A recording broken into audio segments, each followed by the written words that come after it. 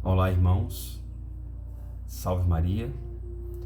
Vamos começar essa catequese pedindo a intercessão da Virgem Santíssima, que possa me iluminar, que minhas palavras possam esclarecer e iluminar as pessoas que estão vendo esse vídeo e que estão de alguma forma buscando a verdade. E sempre lembrar que a gente não pode nos esquecer nunca de sempre buscar o belo, a verdade e o bem, que é Deus. Tem que ser incessante essa busca. Até porque Deus, Cristo, é a verdade encarnada, é o verbo encarnado, é o Logos. Então, no grupo hoje foi suscitado a questão do terço. Há uma discussão sobre ser 3 ou 4 mistérios, e às vezes discussões muito acaloradas e muito radicais. Vamos procurar ser equilibrados e entender como começou o terço e por que virou 4 mistérios, tá certo? Então, o começo do terço, a ideia do terço, ele tem muito a ver com a meditação dos 150 salmos davídicos, Então, nós na Bíblia, os salmos são Davi e junto com Salomão escreveram 150 salmos, que são canções. E esses salmos eram meditados pelos monges do mosteiro. Era um hábito que todo monge, que faz parte da vida monástica, de meditar esses salmos, desde a época desde a ordem de São Bento, as regras de São Bento.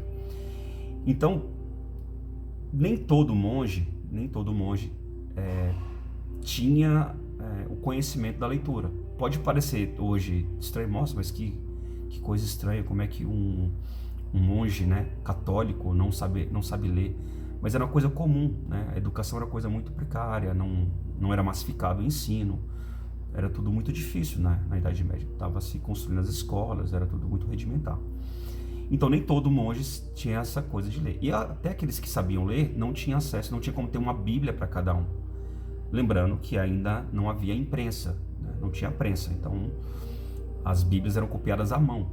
Então os monges copistas foram responsáveis em copiar as Bíblias e difundir a Bíblia pelo mundo todo. Até mesmo os nossos irmãos protestantes são gratos, os que realmente estudam são gratos por esses monges terem copiado e trazido até nós uma cópia, um exemplar da Bíblia.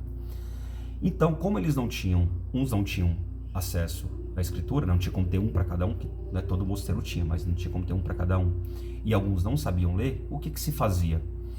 Se pegava um saquinho pequeno de couro, costumava ser de couro, e de 150 pedras. Então você pegava, ia rezando cada Pai Nosso, você rezava 150 Pai Nosso, meditando cada salmo. Era isso que se fazia. Rezava por dia, se rezava 150 Pai Nosso. Então esse vai ser vai ser o comecinho do terço. Então a oração da Ave Maria, para poder a gente introduzir nesse texto, que se começando rezando só Pai Nosso. A oração da Ave Maria, ela vai surgir no ano 600. A primeira parte da oração da Ave Maria, Ave Maria, cheia de graça, o Senhor é convosco. Bendita sois vós entre as mulheres, e bendito é o fruto do vosso ventre. Então essa primeira parte, ela surge no ano 600. Por volta do século X, vai se introduzir Jesus também nessa primeira parte. E um século posterior, vai se completar a segunda parte da Ave Maria. É isso o que vai acontecer.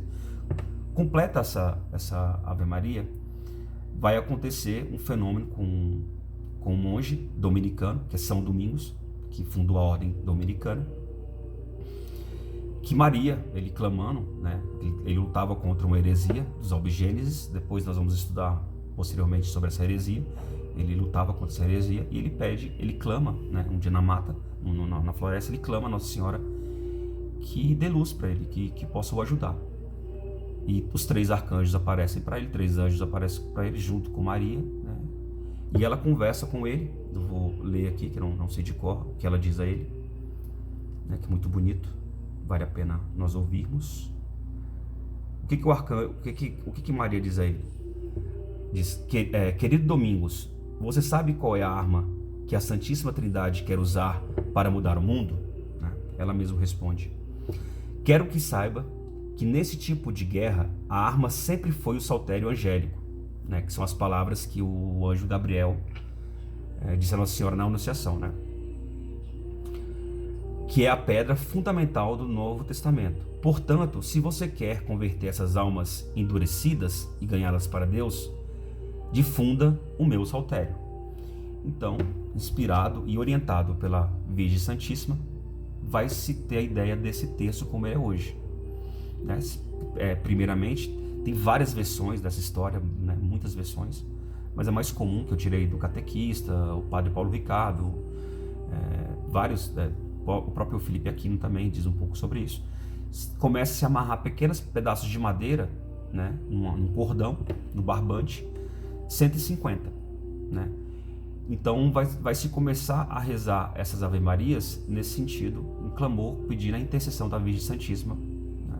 Nessa luta, nessa guerra contra as heresias.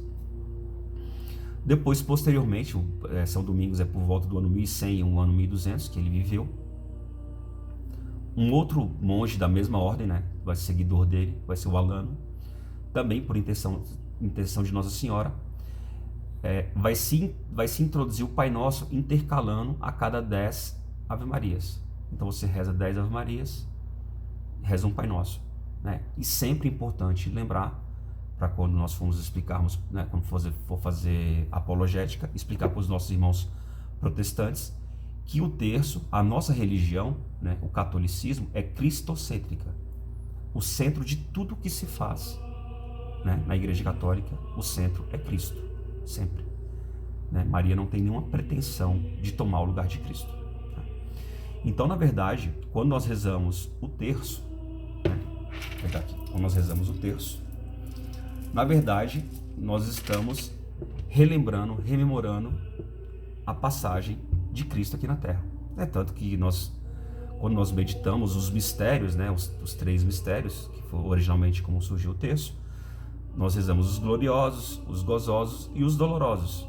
Na verdade, você remonta desde o começo da Anunciação à Virgem Santíssima, até a crucificação, ressurreição e também, né, a Assunção de Nossa Senhora, né, e proclamação de Senhora, né, Rainha do céu, dos anjos e do céu.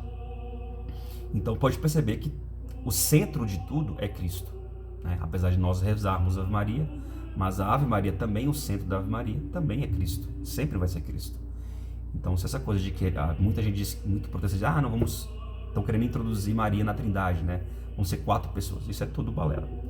Então vamos passar agora pro grande problema, que tem umas discussões entre os católicos tradicionalistas e os que tem alguns nos grupos, que respeito, amo de verdade, devo muito a eles, né? E também os modernos, né? Aquela ala que é mais progressista, que tem uma visão mais de mudança, de evolução do catolicismo. Então, na verdade, o Papa João Paulo II, ele introduziu um novo mistério. É tanto que quando falamos um terço, porque rosário quer dizer flores, né? Rosas. Então, quando você reza um rosário, em homenagem à Virgem Santíssima, seria como se estivesse dando rosas a ela. E quando eu digo um terço, quer dizer que são 3 mistérios. Então, quando eu leio isso aqui, é um terço. Como são 50, aqui só tem, né? Aqui só tem, seria 5, 10, 20, 30, 40, 50. São 150. Então, aqui eu tenho 150 Ave-Marias. Né? Então, na verdade que tem 50, por isso eu digo um terço, né? Por isso que eu rezo o terço. O que aconteceu? Com o novo mistério, que é os luminosos, seria um quarto. Então quando eu rezo um quarto, eu não rezo mais um terço, né? Mas por força do hábito eu continuo dizendo um terço. E também chamo, né, essas contas aqui de um terço. Mas hoje seria um quarto. Só que nada impede, o importante que eu queria deixar no grupo para não vir uma discussão, que o importante é você rezar. É você pedir a intercessão da Nossa Senhora, é você lembrar de Cristo, né? Vários santos rezavam o terço, principalmente Padre Pio, né? Rezava vários rosários durante o dia, né? E ele falava que era pouco ainda, que ele queria poder rezar mais, mas não conseguia, né? Tinha que ouvir confissões, padre, era um místico fantástico.